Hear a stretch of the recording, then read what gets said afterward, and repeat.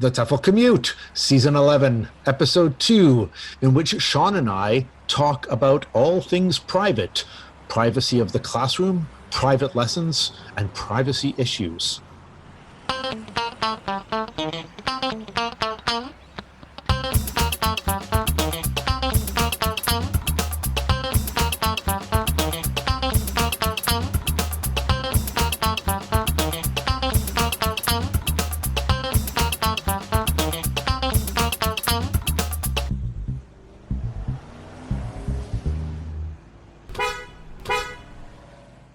Hello, everyone. Welcome to the TEFL Commute. I'm Shaun, one of your hosts. And I'm Lindsay, the other one of the hosts. And Lindsay says this is TEFL Commute. It's a podcast for language teachers. That's not about language teaching, but the topic does often come up, does it not, Shaun? Oh, we've gone back to often come up. Oh, okay, I thought we'd come back. I thought we'd change it to always or usually come up.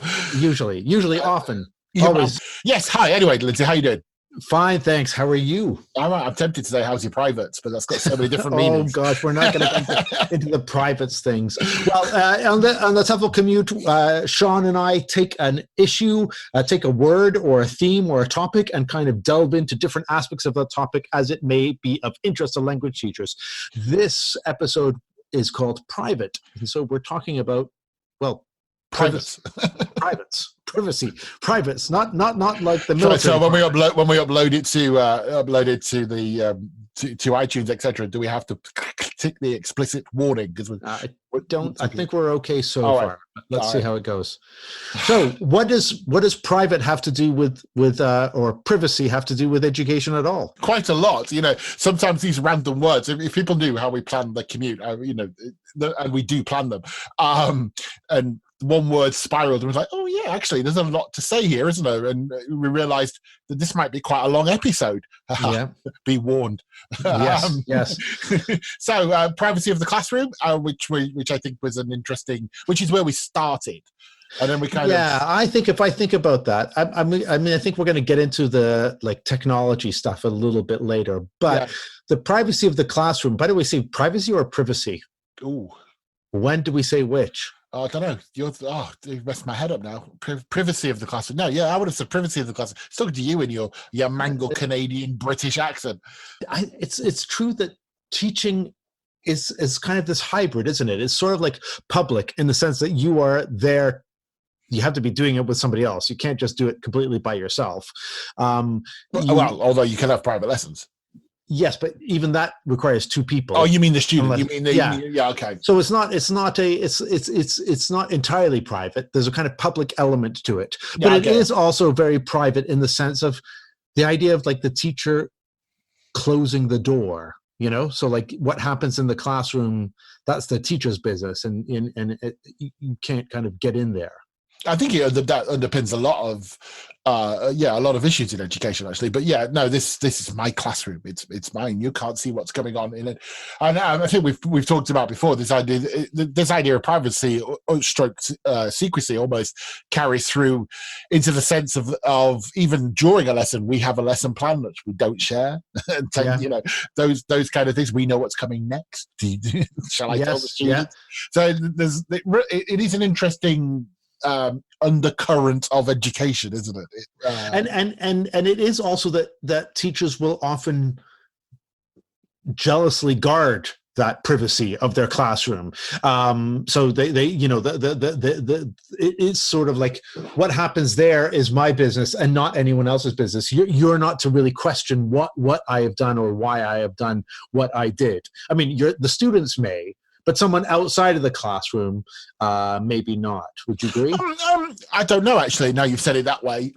Maybe I wouldn't. Maybe I'd guard the teaching process, but I'm not so sure about the learning process, because I do think we often come into if you work in a school and you come into the staff room and kind of vent a little bit, then you kind of there's kind of that went wrong, that or that student. Well, there is that, but then there's another step between saying, hey, who wants to come and sit in on this class?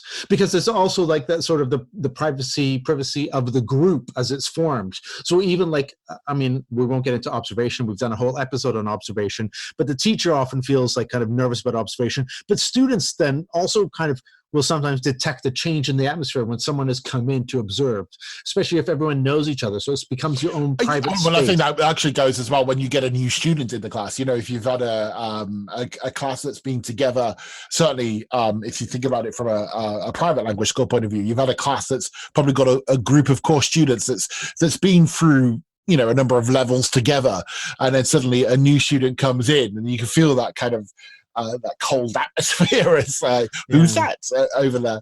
But I remember when I started doing conferences, I was giving a talk for a long time. I had done some research over a year on teacher burnout. Right. And one of the things about teacher burnout was that sort of sense of feeling lonely. So even though you would be in a room with a group of people, you still felt incredibly lonely. It's that's quite interesting, because if you start Googling like the privacy of the classroom or the privacy of the classroom, or what goes on behind closed doors, immediately you kind of come into all these links that take you that kind of take this isolation point of view, really, that the closing of the door makes teaching a solo act, and I think that's quite interesting.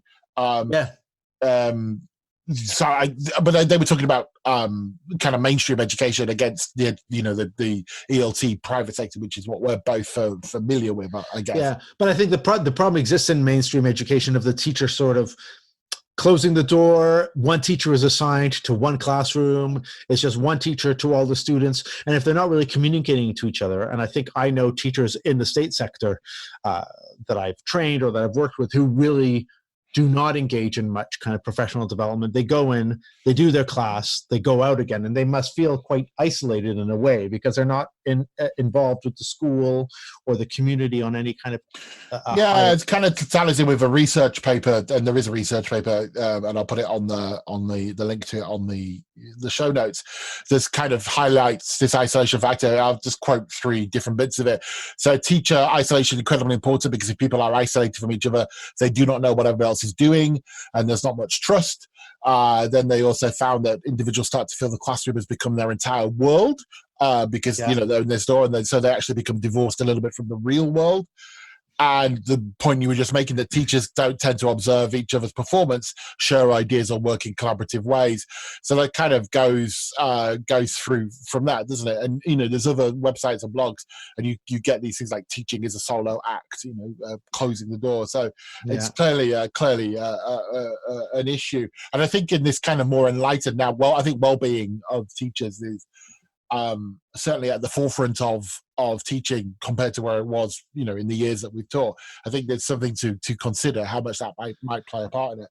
Yeah, which also I think explains why for many people things like conferences, like teaching conferences, are so important, or so important in some teachers' professional lives, because this is where they say, this is where I meet like-minded fellow people who are all had the same kind of life experience as I do, and have gone through the same things, and it kind of gives you that shot of energy to go back into the classroom, quote unquote, alone, and to keep going. It's interesting. The more I think about it, the more it does lead into this idea of obviously the observations that we've talked about, and and the way professional development almost is done in schools as well, to kind of almost foster an environment of an open door. Although open doors is bad. I once tried to teach with an open door, and obviously I've got quite a booming voice. I was told off by many teachers. So closing the door does have an effect of keeping the sound in as well. That's true. Also, closing the door does kind of give that idea of we're getting down to business now. Let's start work, like for a task or for whatever. Okay. But it does lead. I'm trying to find the segue into our next bit, Shaun. Fight! Is that enough? Let me give you the segue, and then you pick a fight. Because the segue of also talking about private is we talked about being in the private language sector. That's not the segue, private as opposed to public. But part of the private language sector, of course, is the whole idea of private lessons. And that begs the question, which is better, a private class or a group class?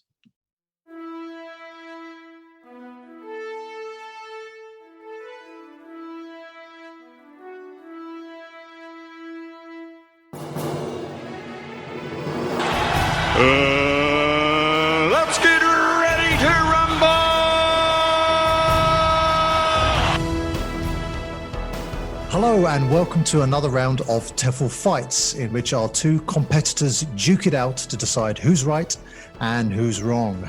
So what are the Queensberry rules? Well, each fighter will have 1 minute to argue their case and do some serious damage to their competitor.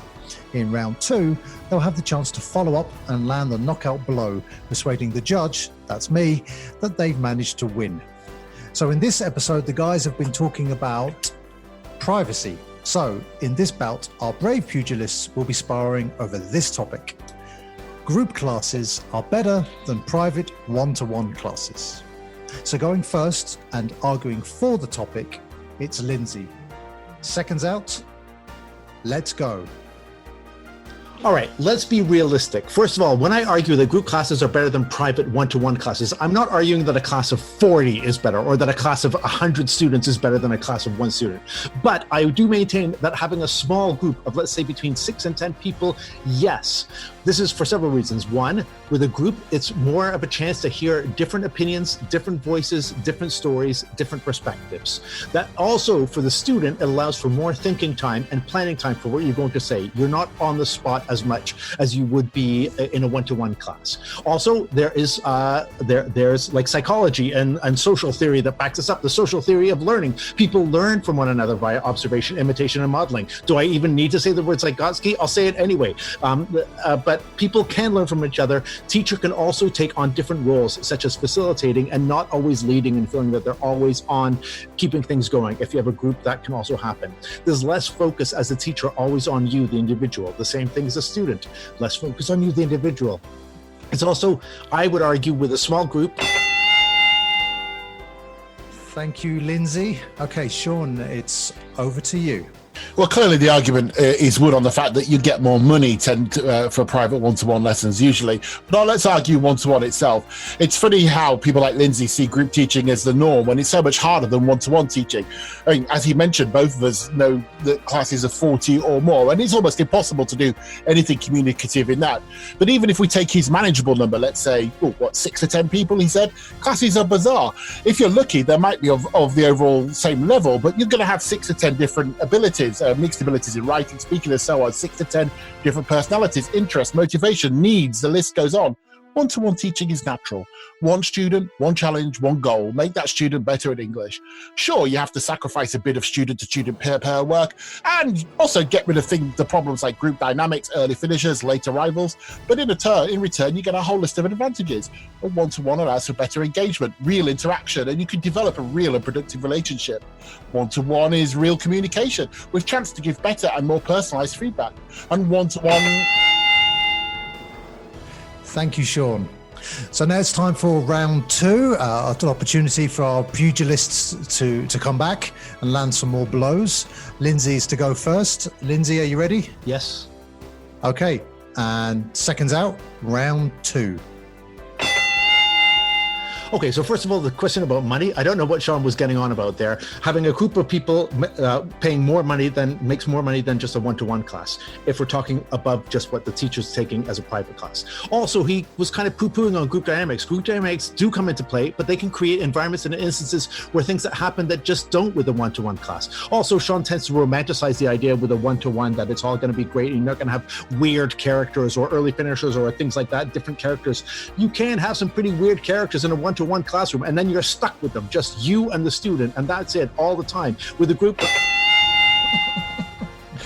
And now it's time for Shaun. And Shaun, are you ready to come back? I think so, yeah.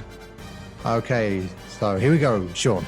Yeah, I might romanticize, but in fact, I would say that it's based on the experience that one-to-one is more productive. I can see as a teacher real satisfaction in a one-to-one learner developing their goals, reaching their where they want to be. When in a group, it's always the worry. There's always the is this, is that, is whatever. As for Vygotsky, group dynamics, early finisher, well, you can't have an early finisher. You've got one finisher, so they might finish the task early, but I don't have to wait for someone else. You can bring other things into the classroom, and these days with technology, other voices can come into the classroom. So the idea of... Okay, that's the end of the fight, gentlemen. I think we're just getting going. Okay, well, you can resume this on your own time. So, We've heard some great arguments from both of our combatants, and it's time now for me to make my final decision as to who has the eye of the tiger and who's been left spread-eagled on the canvas. And I have to say, today's fight was pretty even. Last time it was definitely not, but this time I think it was much closer. Good arguments on both sides. It could have gone either way. I think I'm going to fall on the side of group lessons. The winner is Lindsay. Oh, yes. Oh, well, thank you very much. Thank you, Drops Mike. Thank you, everyone, and we'll see you next time on TEFL Fights. So, while we were away fighting, I did get a note come into me that says privacy and privacy, difference between the British and American English. So let's mangle them as much as we like. Privates and private lessons, as we were. Yeah. Well, private lessons, I thought one of the things to change up from our sort of, rather heavy beginning to this, I did a bit of field research, Shaun, and I wanted to, with private classes, most English teachers have taught a private class once in their life, or they will. Can I just come back to something? Yeah. It occurred to me during the fight with it. What is how are we defining private class? A private class, I would say, is almost always a one-to-one, but that's not the only condition for it. I'd say private class is like where the student pays the teacher. So same as it occurred to me in the first half of the first part of the podcast when we were talking about private schools. Obviously, we work at private language schools, and we might have one-to-ones in those, but the school is paying us. We're like they're a client of the school for which we work. Although sometimes schools will call those private lessons, but then they assign exactly. Them to that's why it occurred to me. I thought, should we define it so at least the listener knows what we're talking about? So we're both talking about a student that's been arranged. Yeah, now we're talking about a student has come up to you after class or someone says, hey, do you do private lessons? So if someone asks me, do I do private lessons? I assume that they're going to pay me, like not through an intermediary. Of anyone. Yeah, that's what I would say. But I just felt we needed to. In that case, sometimes I'll do private lessons to like a 2 or 3 people, like, can you come and do private lessons for me and my brother or whatever? Anyway, I asked in my bit of informal field research. Okay. Of course, on a social media platform, which we won't necessarily name this time, but on a social media platform, I asked a bunch of teachers, writers, and other people in ELT, what was the most unusual place they've given a private lesson, right? Yeah. So, I'll start with myself, and then I thought we could share some of these. So, for example, one of the weirdest places I gave, but it's not really that weird compared to what we heard, was I gave one in a motorcycle factory at 7:00 in the morning to the director that in his office that overlooked the assembly thing. And he would smoke these like Spanish black cigarettes at 7 a.m. And I had to choke through like an hour-long lesson with him at that time in the morning. But that was kind of the most unusual place. Okay, I don't think I saw. But that's not as unusual as some of the other. As I said, I don't think I've got anything unusual. Certainly not compared to your social media call out, which garnered quite the response. To be perfect. Well, what I thought we could do is you have it in front of you and I have it in front of me. Yeah. There were more than 87 comments at the time of recording this, because there are some really cool ones in here. All right. Okay. All right. Okay. So Rakesh talked about driving a Swiss couple from Canterbury to Scotland in their Audi. He spent a week staying in hotels en route, and his job was simply to speak English during the driving and at mealtimes. Whereas Gloria, hers was in a hangar. In a hangar. I wonder if that was like an airplane hangar. An airplane hangar or whatever. Yeah, but that's an interesting one. James talked about teaching. James, actually, this is our producer, James, taught at Coca-Cola, where every lesson was accompanied by a meal, including a meal for him and all the soft drinks that you could drink. Wait, what have we talked about with advertising, James? Rob Howard, he was at the beach while the student was in her bathtub. And that begs lots of questions on that one. So the beach and the bathtub in the same place? Anyway, go on. Fitch O'Connell was teaching to a Portuguese nurse in a busy A&E department while he was on a stretcher and she was elbow deep in sutures, blood, and urine. This went on for 6 hours, using the realia of the emergency room as props. Wow. Catherine, a former who appeared in last season, taught a lesson in a swimming pool. John Hughes, teacher and author of many course books, taught an English lesson in a helicopter, which is awesome. Paul Brannock has taught in a billiard room of a wealthy family. So, as he said, the lessons did a lot of colour vocabulary and prepositions of movement.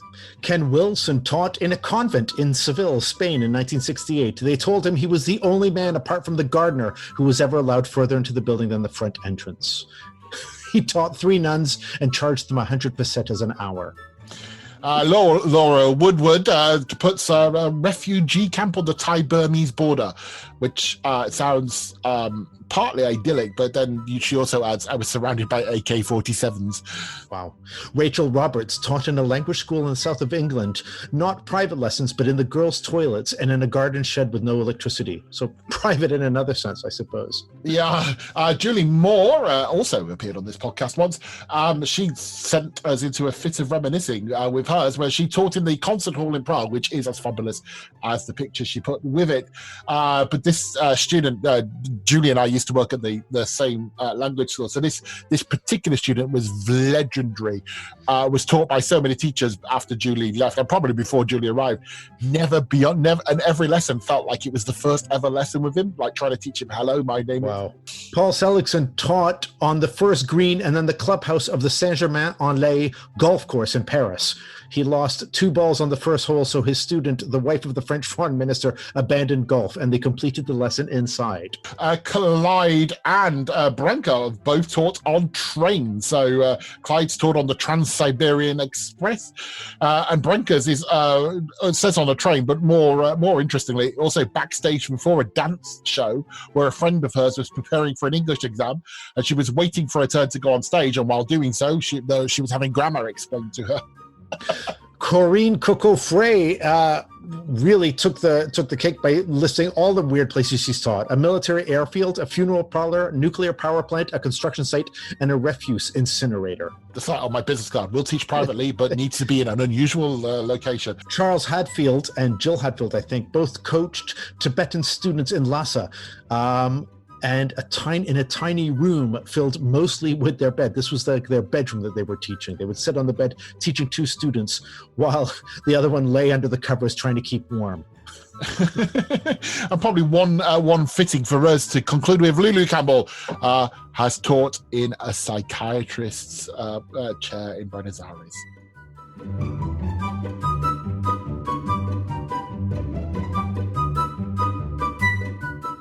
Interesting. We are an odd bunch of people. It is an odd bunch. As I said on this thread, it makes for a great advertisement for a recruiting agency for English language teaching. Teach in the strangest places. If you have taught in a weird or wonderful place, please let us know at the TEFL Commute on our Facebook or our Instagram or wherever you can find us. We'll come back to that later on in the show, won't we, Shaun?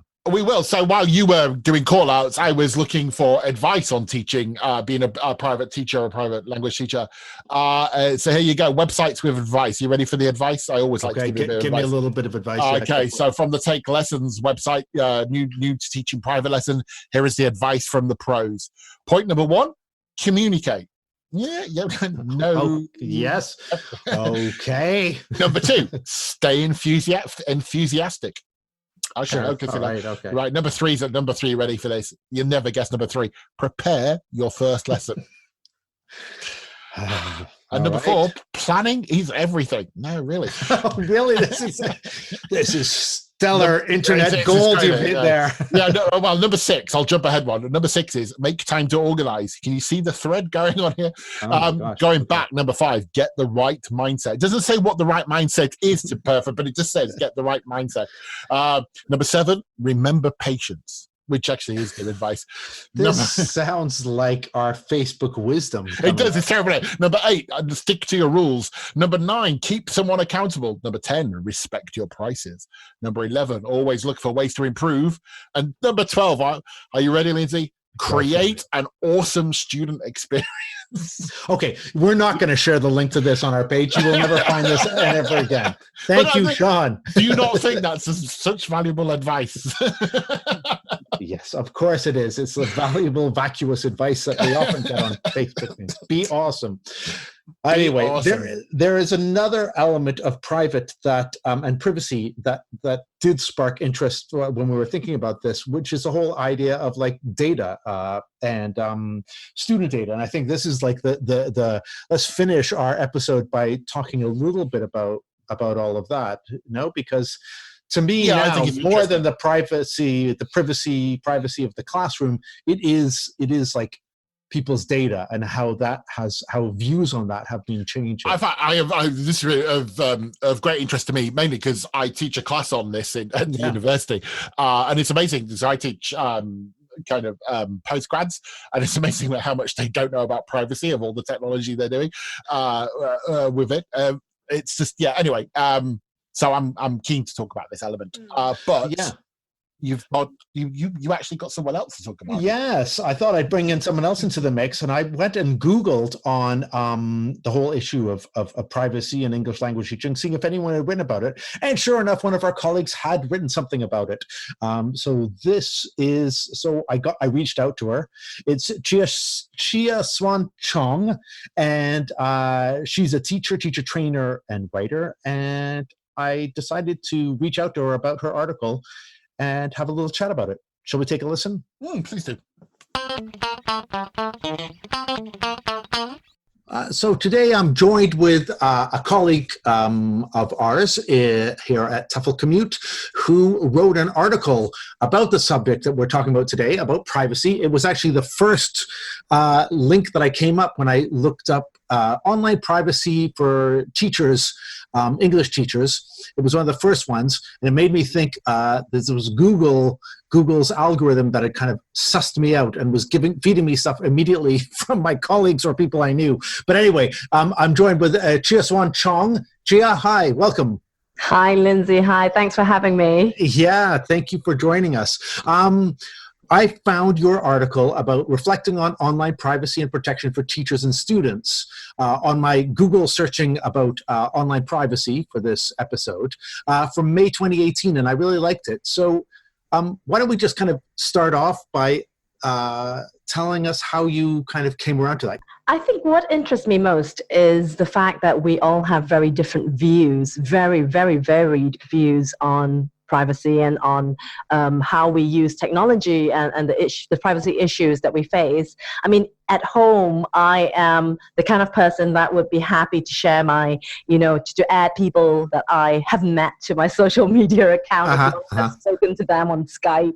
I'm quite happy to have, like Alexa on and listening to our conversations. And I'm not really fussy about these things. I'm happy to share my personal life, my family life with my colleagues on social media, for example. And my husband has quite a different point of view with regards to privacy. He doesn't quite like sharing, his personal life with his colleagues. He doesn't like me doing it either. When I turn Alexa on, he turns it off. I have to admit, I haven't done the Alexa jump myself. I probably might err more on that side, but go on.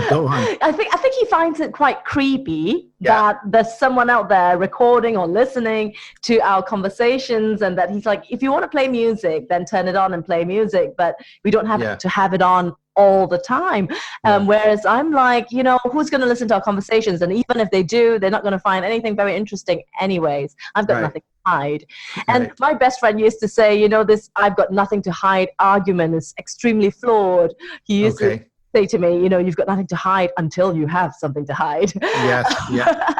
And there's also the principle of the thing, I suppose. There is the principle of the thing as well. And, there in the article that you mentioned, I quoted Edward Snowden arguing that you don't care about the right to privacy because you have nothing to hide is no different from saying you don't care about free speech because you have nothing to say.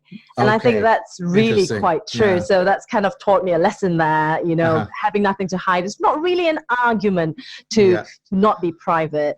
But, this all is about my personal opinions and my husband's opinions. And it doesn't really, matter in the classroom, because I've always been the kind of person who's like, let's whip out our mobile phones. Let's use mobile learning. Let's use technology in the classroom. Yeah. here, also, everybody, let's join a Google group. I've started a Yeah. Facebook group. Come and sign up. Give me your phone numbers. Yeah, go on. Yeah, let's WhatsApp while we watch this television program in the Yeah. evening, And I'm all for flipped learning and all that. And if you look at, a lot of the ELT materials, the ELT books out there about blended learning, about e-learning, about technology tools, a lot of it requires a certain amount of buy-in from both the teacher and the students. That's You true. expect, Guilty as well. I have mentioned this in activities I've written as well. Yes, there is a certain element. But no, exactly. And I'm feeling more and more uncomfortable about it as time goes by. I mean, I because I'm so open about, using technology tools, and I'm like, yeah, just bring it on. Let's use it all.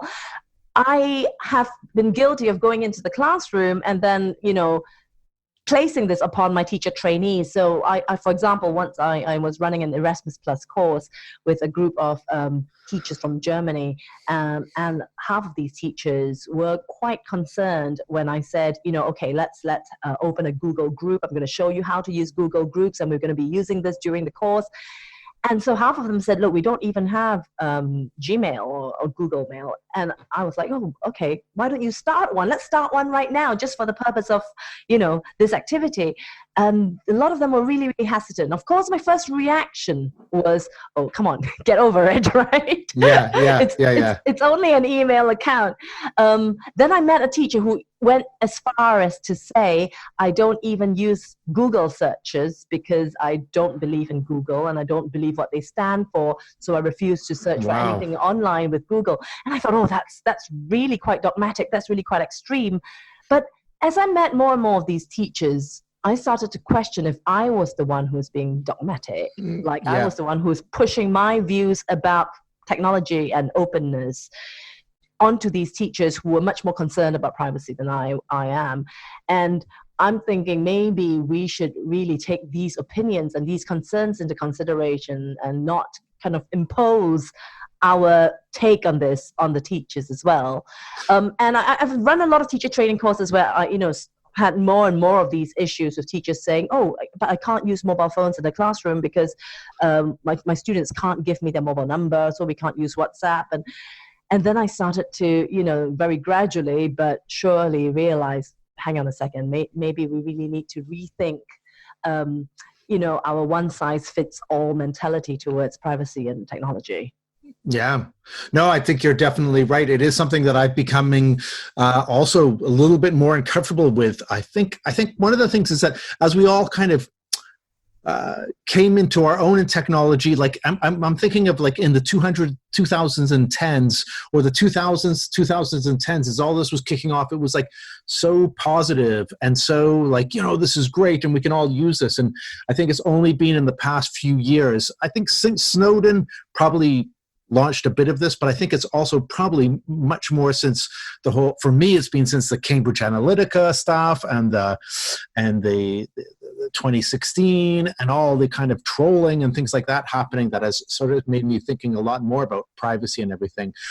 Before we finish, because it's just a quick little interview, I thought what was interesting was your questions to teachers and teacher training. One part you put in your article, I just wondered, I thought it'd be nice kind of to share as a thing for our listeners on like, how would you feel?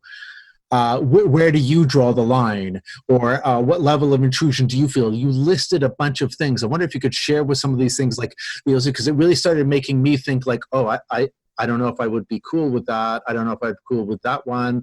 Actually, I don't know if and then the more I thought about it, I'm like, wow, I don't know if I'd be cool with all these. So why would I be asking my students to do it for me? Yeah, they are mostly reflection questions that I've listed here. I've put them in two categories. So questions for teachers or teacher development groups and questions for students. I've put them up there because some of them are quite, as you say, quite controversial. They're questions that can get quite a variety of answers. And I think if you just throw any of these questions into a staff room, it can get people talking. So you've got questions like, how do you feel about sharing your Facebook account with your students? Would you add your students as friends? How do you feel about sharing your mobile number with your students? Because you're asking them to share with you, right? How do you feel about sharing your email address with the students? Or how do you feel about having your lessons recorded and shared? if it's recorded by your institution, And I or think if it's recorded by the students. How did you feel? exactly. And I think for a lot of teachers, like the Facebook phone number and email probably now, well, Facebook now, I imagine, I know many teachers have their own Facebook page that they're willing to share. And also with an email, they might have their university email or their business email or whatever email that they'll be doing. What I thought was more interesting is sort of like, when you ask, I'll share if it's okay with you, some of these things that you mentioned, like what level of intrusion would you feel about the following? A student sending you messages about their homework on your mobile phone, like on the weekend, to your mobile phone, to your personal mobile phone, or calling you for a quick chat about their homework. A student, and as you said, a student wanting to audio record your lesson. I think lots of people would feel a bit nervous about that. Or maybe they wouldn't, I don't know. A student messaging you or Facebook or tweeting you. And then it kind of, because it's in the same way, it's kind of like the same kind of stuff like you ended with, like, how different is this from a student wanting to talk to you after class about their personal problems? Or, like you could even take it further, a student inviting you into their car to talk about something private. You sort of like, well, that's a little bit too private. And yet I'm letting you into my phone. I'm letting you into my phone. The important question is why? Why is it not okay to, for example, why is it not okay to get into a car with the student, but it's okay for you to share your email address with them?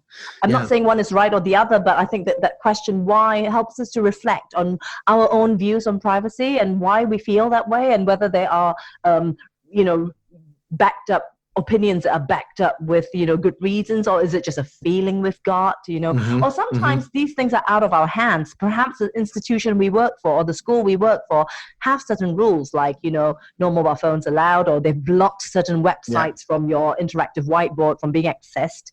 So sometimes it's really out of our hands as well, but I think it's worth a discussion for sure.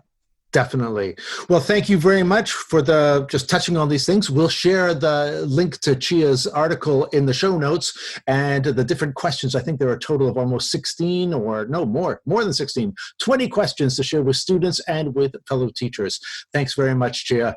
Thank you. Thanks for having me. It's been wonderful. So that was my chat. Yeah, we just touched on a little bit. I'm curious to what your thoughts about this. I mean, Chia says that she's not that bothered about it, but now she's becoming more aware of it with other people who've been bothered. How bothered are you, for example, about having Alexa on, or about... It's quite interesting. And my students have the students I mentioned before the interview have called me out on this, because I'm always like, from a different point of view, I'm like, don't make sure the cookies don't track you, and then they go, but you've got Alexa, and you use Alexa in the classroom with it. And it's like, so Chia's that bit at the beginning, certainly in the interview, where she's talking about Alexa, and it's kind of like, why do I accept that? And I know that happens, and I do other things, and also I do find myself quite a private person.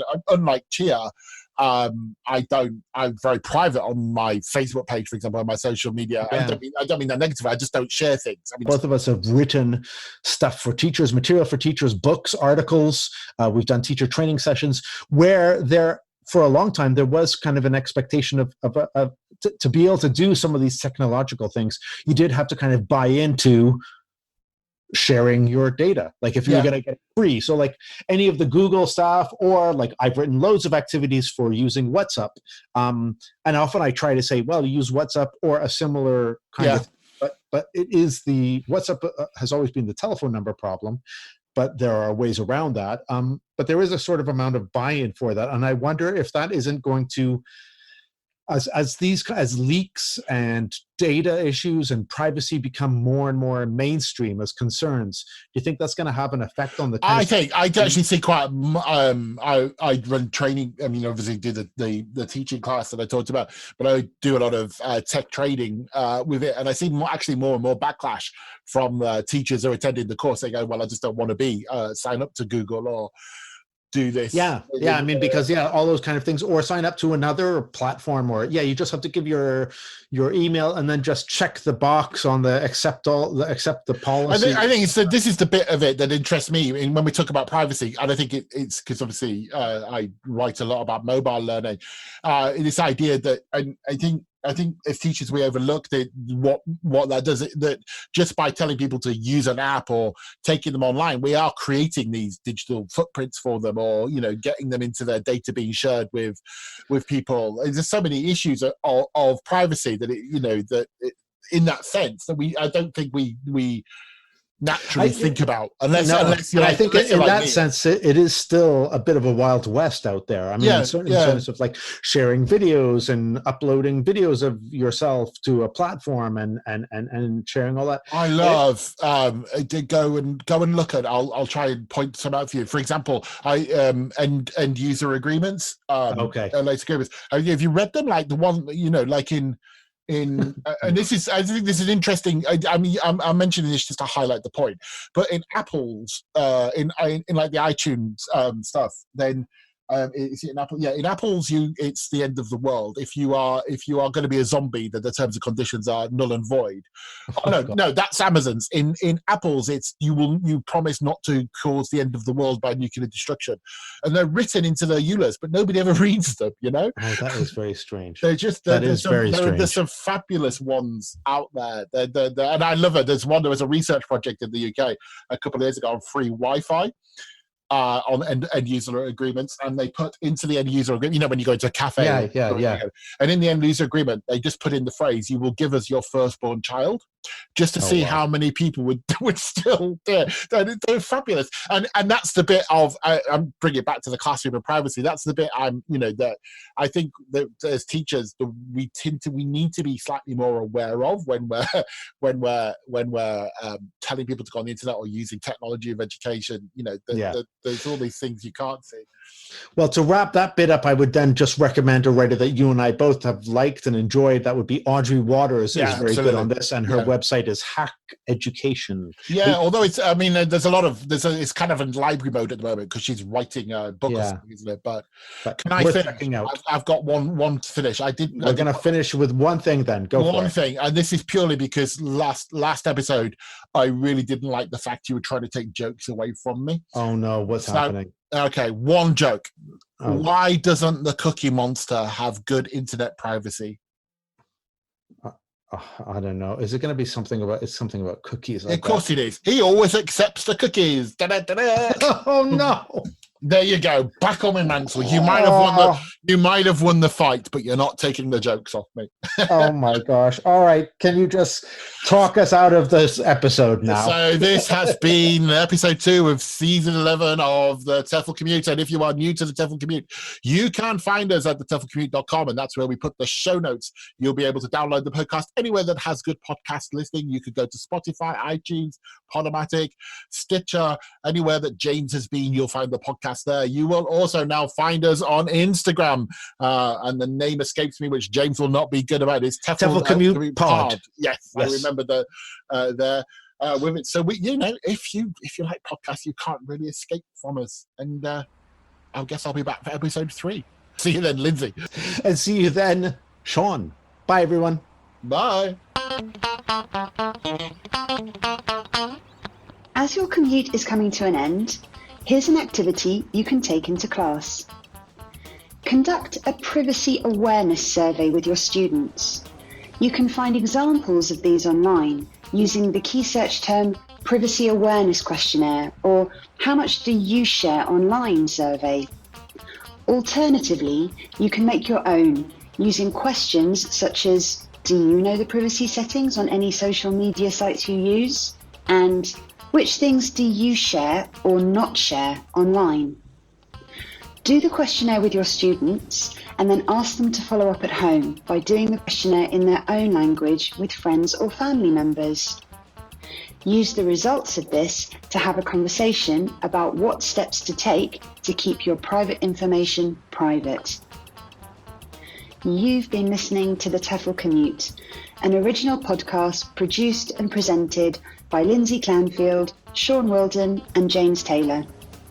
Don't miss out on any episodes by subscribing to us on Apple Podcasts, Spotify or your podcast player of choice, and by visiting us at teflcommute.com.